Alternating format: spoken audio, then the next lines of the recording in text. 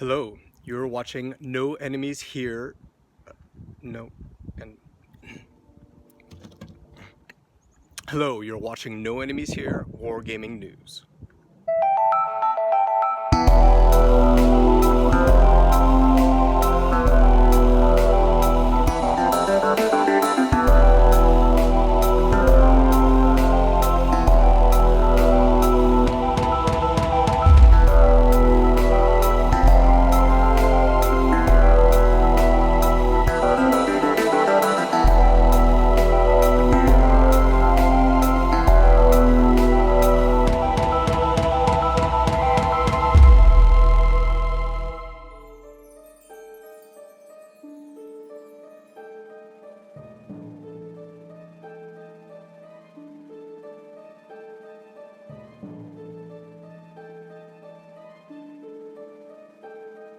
You will be met by the professor and also his STUKAJOEs.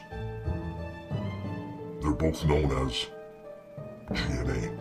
Together, they're known as GA.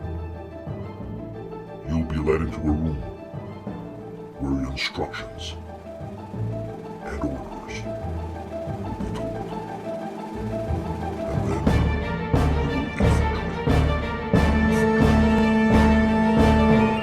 And then you will infiltrate amongst the people at GenCon. Unbeknownst to them, an insurgency.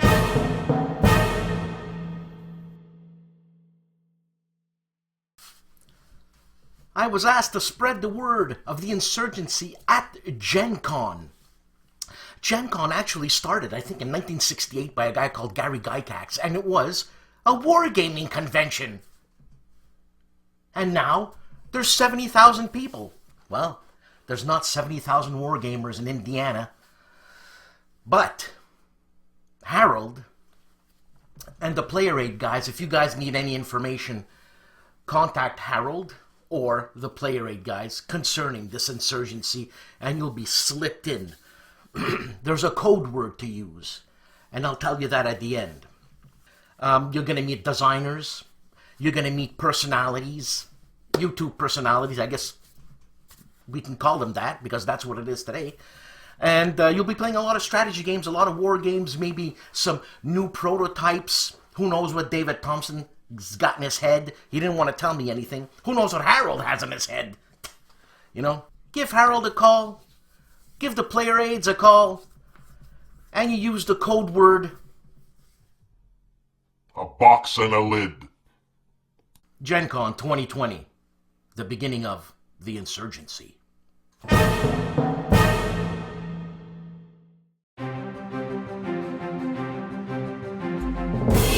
Consim Press, The Hunted Twilight of the U-Boats, 1943 to 1945. This is a game designed by Gregory M. Smith. The art is Roger B. McGowan at RBM Studios. I love the art. Average playing time is 2 to 3 hours. This is a solitaire game with the option for more players. Replayability is very high. And what you get with this game is 1 1/2-inch full counter sheet, a 3/4 wide full color counter sheet also, rule booklets with design notes, 5 Player Aid cards, 2-sided, 6 U-boat display mats, 2 U-boat patrol maps, a U-boat combat mat, 8 U-boat commandant cards, a U-boat patrol sheet, 3 6-sided die, plus 2 10 and 1 20-sided die, and it's boxed. Strategy and Tactics, issue number 321. Operation Tomahawk and Sukchon Sunchon. I hope I pronounced that right. No way I pronounced that right. What you get with this game is 122 by 34-inch map and 176 counters. This is a 2-player game, commanding the airborne and defending forces. The scale. Ground units are companies and platoons. Each turn is about 1/3 of a day. Each hex is about 600 meters, or half a mile. GMT and the second printing of Cataphract. This is a game designed by Mark Herman and Richard Berg. The time scale is 20 minutes per turn. The map scale is 70 yards per hex. Unit scale 100 men per strength point, and number of players is 1 to 4. Complexity is medium. Solitaire suitability is high. And what you get with this game are 3 half sheets of half-inch die-cut counters, 3 maps of 34 by 22 full-color maps, rulebook, playbook, 2 11 by 17 player aid cards, and 1 10-sided die. Compass Games, new direction in gaming. Once we moved like the wind, the Apache Wars 1861 to 1886. Complexity is 3 out of 10, solitaire suitability is 5 out of 10, the time scale is 3 to 4 years per turn, the map scale, area covering parts of Arizona, New Mexico, Texas, Sonora, and Chihuahua. Unit scale, a wooden block represents an army troop or Apache warband. This is a 2-player game, playing time is 1 to 2 hours. And what you get with this game is 1 mounted map, 1 color rulebook, a sheet of stickers, 80 wooden blocks, 4-player mats and aids, 2 6-sided dice, and the famous box and a lid. New England Simulations and The Jaws of Victory. Battle of the, and I'm hoping pronouncing this right, Khorasan-Cherkasy Pocket, January to February 1944. And what you get with this game are 2 full-color 22 by 34-inch maps and 1,170 half-inch back-printed die-cut counters. That's right, 1,170. Worthington Publishing, Old School Wargame, Custer's Last Stand. Custer's Last Stand is an old-school wargame of the most famous 2 battles of the Great Sioux War of 1876. And what you get with this game is 1 double-sided mounted game board, 3 counter sheets, dice, rulebook, battle book, and player aid cards. This is a 2-player game. Difficulty is 3 out of 10, and it plays in an hour. This is a game designed by Grant and Mike Wiley.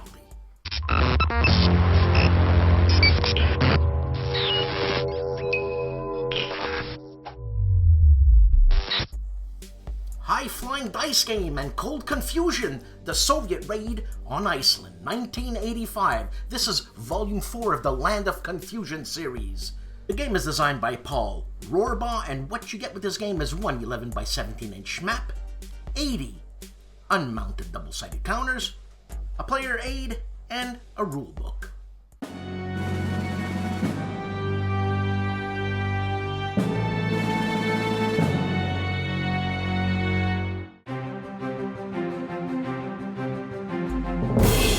GMT and Fred Serval with Red Flag over Paris, 1871, the rise and fall of the Paris Commune.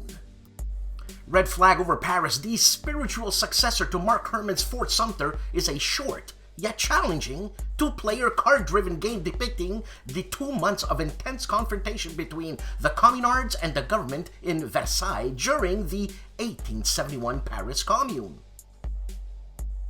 And what you get with this game is 1 mounted map, a 60-card deck, plus a lot of cubes, 1 rulebook, 1 playbook.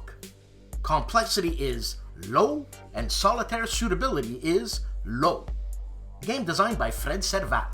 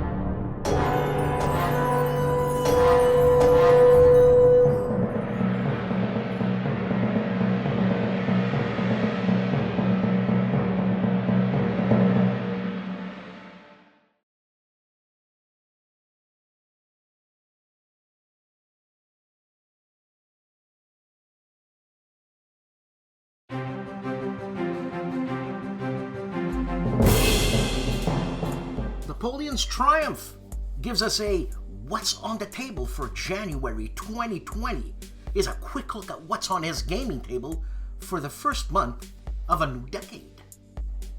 BLASTPOP takes a look at Talon 1000 expansion from GMT. The Oaken Night has a video called Do It Yourself Game Storage Cabinet. Counterproductive Games reviews the Battle of Hue from issue 13 of Yeah magazine from Flying Pig Games, also reviews Tank Duel, more like an overview of Mike Bertuccelli's game Tank Duel, published by GMT, and unboxes World at War 85 Kickstarter edition.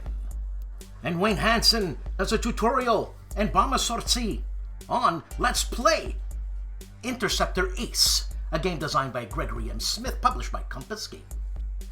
Matt White, the artist, continues his playthrough of Wavre. This is the second scenario setup and thoughts from Ligny and Wavre. This is a game designed by Frédéric Bay, published by Ludofolie Editions. You know us Wargamers, we're eccentric. Just, to say the least. And here we have Todd of the Itinerant Hobbyist. He checks out Lock and Load World at War 85 canvas map, where he does Tai Chi on the map, holding a glass of milk. And unfortunately, Todd gets serious with the next video, a live battle group play. He plays the intro scenario.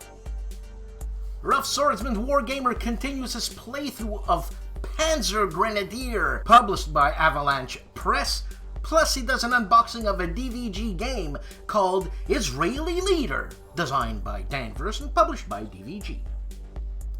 Jan Heinemann of Let's Play History has 15 videos out. 15. I thought I had troubles with the player's aid. This guy took troubles to a whole new level. Most of these videos are a playthrough of a game called Through the Darkest of Times. This is a historical resistance strategy game. It takes place in Berlin during the Third Reich. This is made by Saftladen, Berlin by Paint Bucket Games, published by Handyman. USA Patriot checks out 3W's Strategy and Tactics, Arabian Nightmare, The Kuwait War, The Intro. This is a game designed by Austin Bay and developed by James Dunnigan. Stephen Dolges continues his playthrough Turn 33 of The Dark Valley, a game designed by Ted Racier, published by GMT. The Brains, that is Riccardo Mazzini, talks about Horse and Musket, Dawn of an Era. This is a game designed by Sean Chick, published by HOLLANDSPIELE.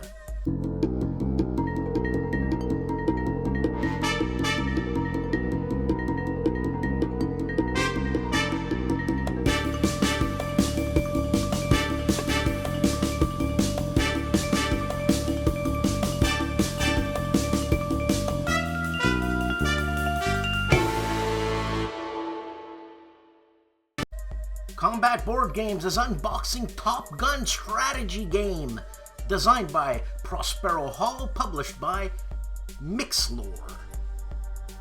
Dad vs. Son continues his Command and Colors Napoleonics, and this time it's Castricium. I didn't know there was a Moyle involved. So Castricium 1 and 2, plus a fistful of Darkstone. Bonding with Board Games, The Chief gives us a update on his channel. Handtag, Beauty and the Chief, talks about a lot of stuff.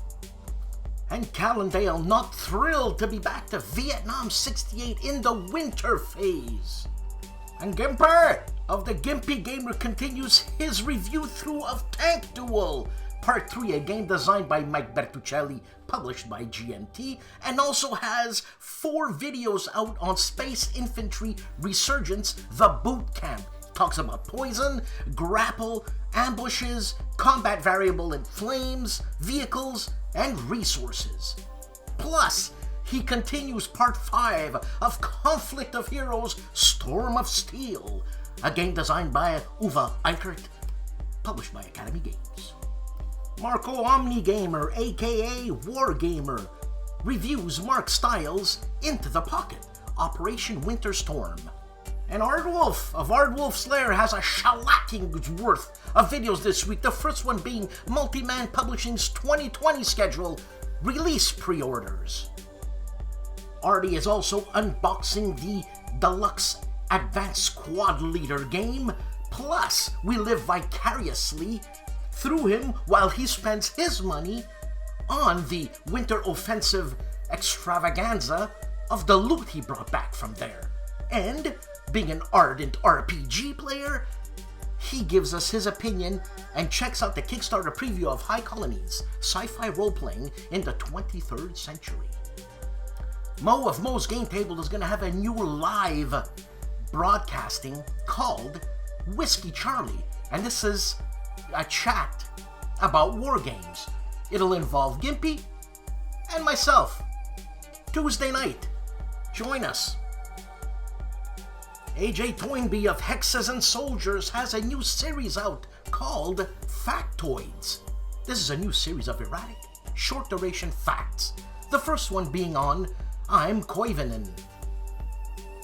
And in a segment called Deluxury, he's unboxing a deluxe ASL game. Well, hi, I'm Volko. This is Mark Herman. We're about to play the first exhibition match of Nevsky. That's right. And it's well known that most designers don't play their own games well, so the expectations So are we're already rather we're low. lowering the bar already. Oh, look at this! You're gonna love this. Right. A good start. Yeah. A good Shuffled start. out. Yeah. Right. Over Okay. there. Well, bountiful over there and famine over here. Yeah, that's the way it goes. Very biblical. If I retreat, the problem for me is if I do kind of crap out on the dice, it's just bad. But the same goes for you. Second die from the same man at arms. He's So out. he is routed, and one of them just died. Okay, there you go. So First one is you just lose the card. It's Yeah. useless. He's fine. That was really tried. aggressive. Okay, we're ready to go.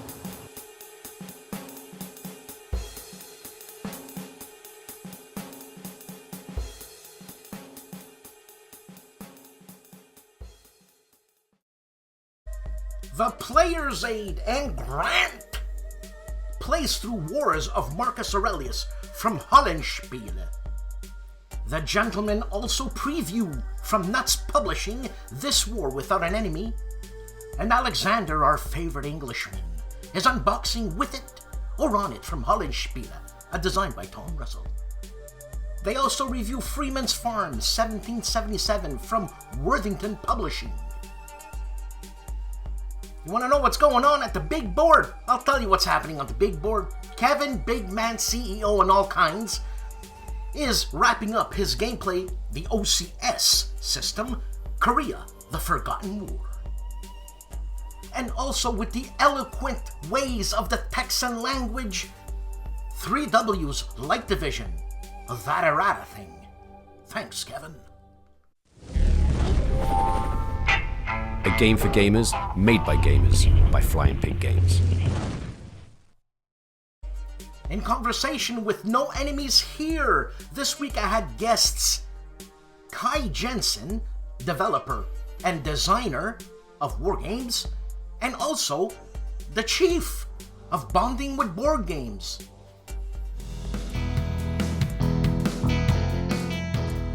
Hey guys, Dave here. Welcome to Centurions Review, the punk rock band of Wargame Review Institutions. First game we're doing a first look at this week is Of Knights and Ninjas. I got the prototype from the manufacturer, Blue Fox Games. It's essentially a card game about the medieval times where different kings are trying to get 10 gemstones, and there's dragons, there's princesses, there's all sorts of stuff. There's castles you can fortify in, ladders where you can assault castles, archers who can fortify.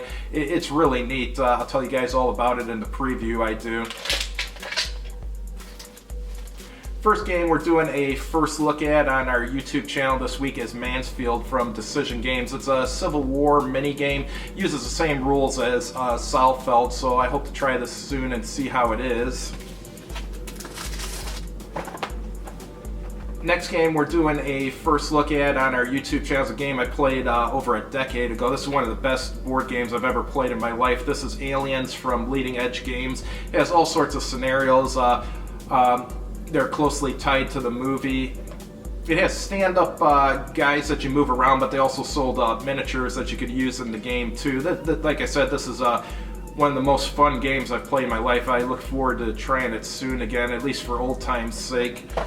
And then also I have the expansion for it. The expansion adds a bunch more new scenarios, and it also adds room cards. And the room cards, it looks like they tell you how many aliens are in a certain room and so forth. And you can also do the drop pod scene between Ripley and the Queen and stuff. So it looks like it should be a ton of fun.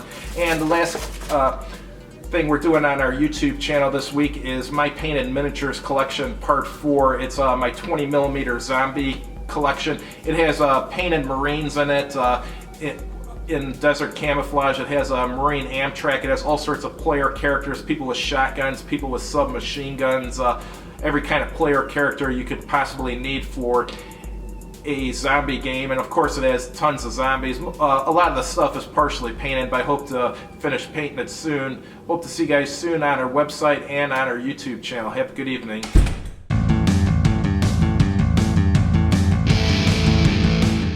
Nuts Publication and This War Without an Enemy. This is a 2-player strategic block war game on the First English Civil War. The Royalists fight for King Charles against the English parliamentarian troops and their Scottish allies in a struggle for political, economic, and religious control. And what you get with this game is a mounted map board, 84 wooden blocks, a battle map and 52 cards, dice, a sheet of stickers, double-sided setup sheets, a playbook, and a rulebook. Canvas Temple Publishing and Atlantic Wolves, a solitaire game based on the World War II naval campaign. This is a solitaire game based on this important World War II naval campaign. It covers the decisive part of the campaign from August 1942 to May 1943. You play as Admiral Karl Dönitz, who controls the German Kriegsmarine and tries to achieve success against the Allies, played by the game system. So you're playing the bad guys. And what you get with this game is one sheet of double-sided counters, a 17 by 22 inch map sheet, a rule book, player aid cards, and 3 sheets of die-cut 1.5 by 2 playing cards. Worthington Publishing and Crusader Kingdoms, War for the Holy Land. A game on the Crusades for 1 to 4 players with a solitary engine. Fight the Crusades in an hour, solo, cooperative, and competitive. And what you get with this game is a game box with beautiful Crusader art. I don't get it. People are selling game boxes. How else is the game going to come in? A double-sided hard mountain game board, 50 wooden castle pieces, 50 wooden printed garrison pieces, a deck of Muslim cards, Crusader cards, 2 rule books, and 5 custom dice. Awakening the Bear, 3rd edition, available now.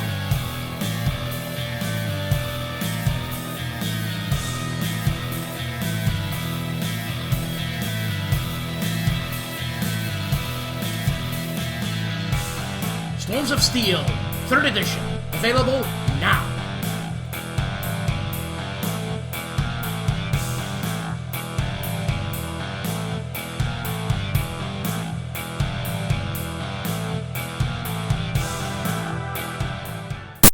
Worthington Publishing and Crusader Kingdoms, War for the Holy Land. A game on the Crusades for 1 to 4 players with a solitary engine. Fight the Crusades in an hour, solo, cooperative, and competitive. And what you get with this game is a game box with beautiful Crusader art. I don't get it. People are selling game boxes. How else is the game going to come in? A double-sided hard mountain game board, 50 wooden castle pieces, 50 wooden printed garrison pieces, a deck of Muslim cards, Crusader cards, 2 rule books, and 5 custom dice.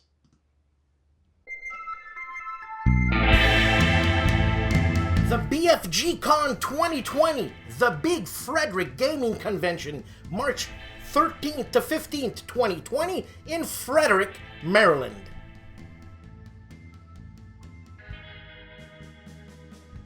PressCon 2020, February 24th to March 1st in Charlottesville, Virginia.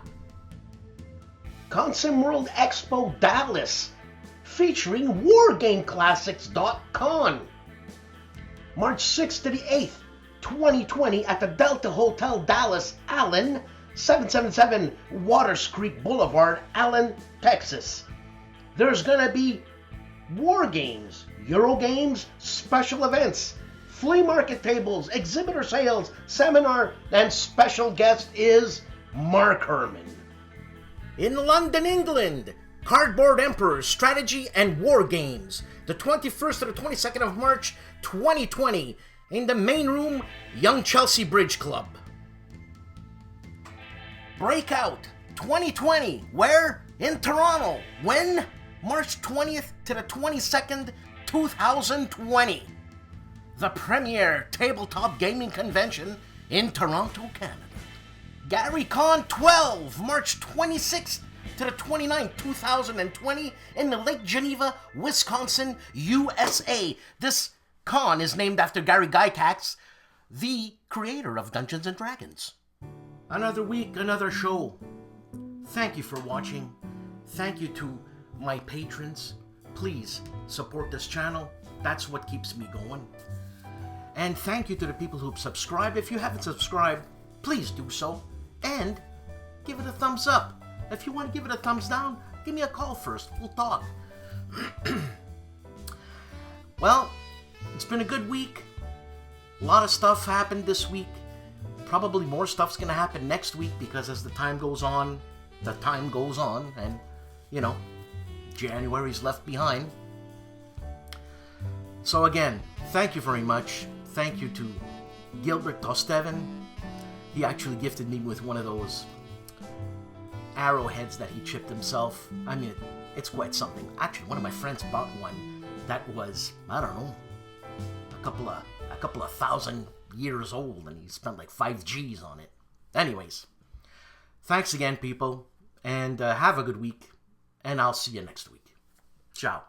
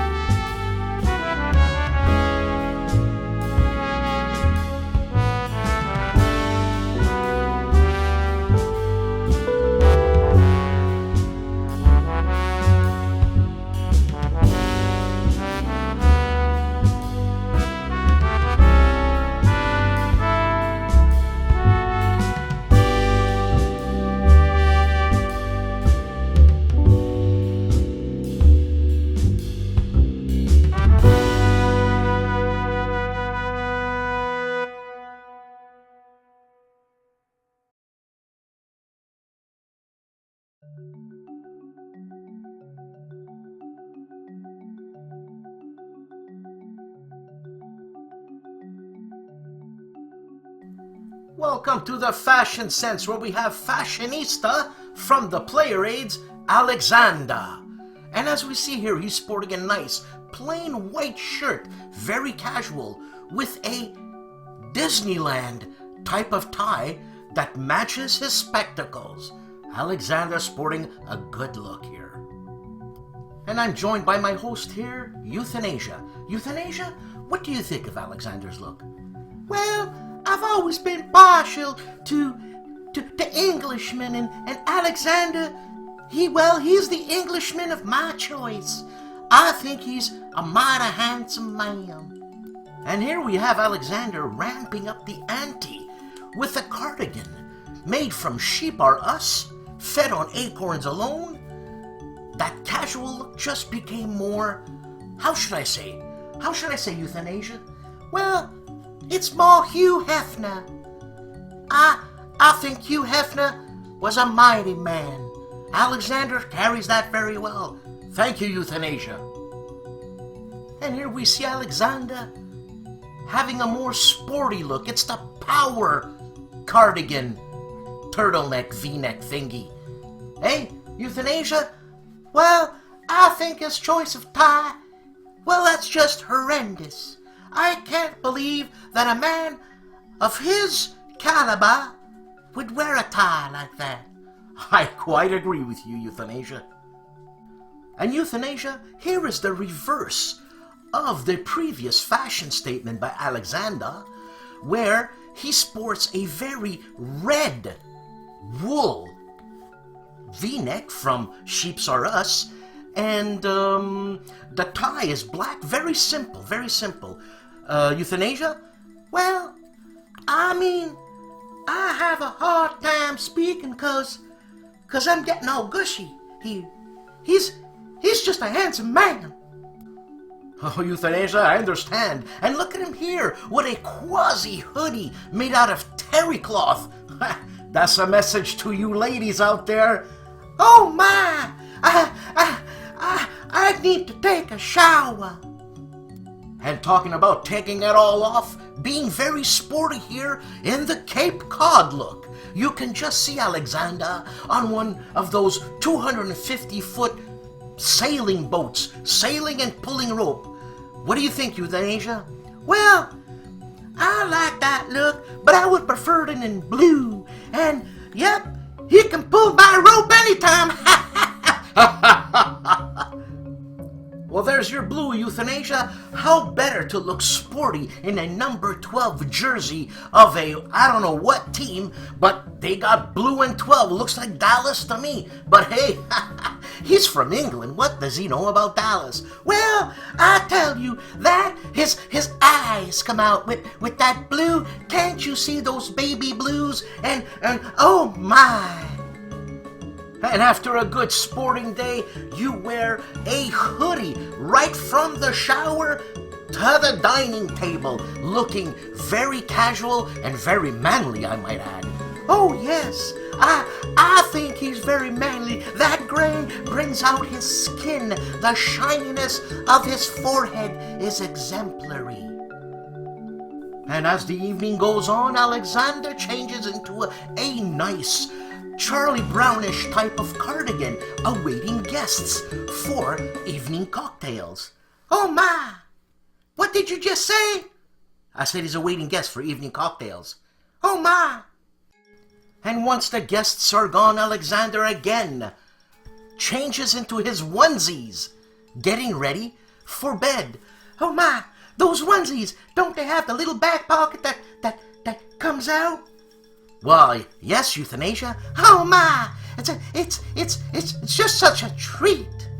Why, I would call it Alexander's surprise treat. And here he is sporting the patriotic look. A hoodie that says, I've just waken up. And honey, where are my eggs and toast and bacon? That's so funny there. I'd love to cook toast and bacon for my Alexander, but I would ask him to keep his onesies from last night. And Alexander is sporting 3 different kind of hunting shirts here. These are his squirrel hunting shirts. Squirrel hunting? What you talking about? Yes, Alexander is an avid squirrel hunter. What that mother beep! I swear, I didn't know he was a killer. He could eat my shorts now, for all I care. Oh, Euthanasia, please. Calm down. I can't calm down. Those poor squirrels left without a mama, or those poor squirrels left without their children. My! Well, Euthanasia, this show must come to an end, but not without one last fashion statement by Alexander. I really don't know what to say about that one. I don't care anymore. He can kiss my grits. Thank you, Euthanasia, and thank you, people, for watching The Fashion Sense.